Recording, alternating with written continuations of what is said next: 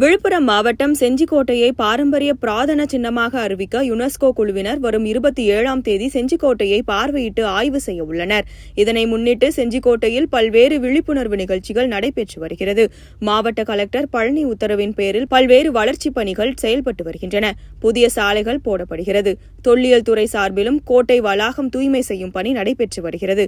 இந்நிலையில் மரபு நடைப்பயணம் நடைபெற்றது. இதில் செஞ்சி அரசு ஆண்கள் மற்றும் பெண்கள் மேல்நிலைப்பள்ளி, செஞ்சி பகுதியில் உள்ள தனியார் மற்றும் அரசு பள்ளியில் சேர்ந்த மாணவ மாணவிகள் 600க்கும் மேற்பட்டோர் செஞ்சிக்கோட்டைக்கு வந்திருந்து செஞ்சிக்கோட்டையின் பல்வேறு பகுதிகளை பார்வையிட்டனர். மேலும் அங்கு அமைக்கப்பட்டிருந்த மேடையில் மாணவ மாணவிகளின் பல்வேறு கலை நிகழ்ச்சிகள் நடத்தப்பட்டன. வரலாற்று ஆய்வாளர் மற்றும் வரலாற்று ஆர்வலர்கள் மாணவர்களுடைய செஞ்சிக்கோட்டையின் வரலாறு குறித்து சிறப்புரையாற்றினர். மேலும் மாணவர்கள் செஞ்சிக்கோட்டையில் உள்ள கல்யாண மஹால், யானைக்குளம், தானியங்களஞ்சியம், வெடிமருந்து கிடங்கு போன்றவற்றை பார்வையிட்டு வரலாற்றுகளை ஆர்வமுடன் அறிந்து வருகின்றனர்.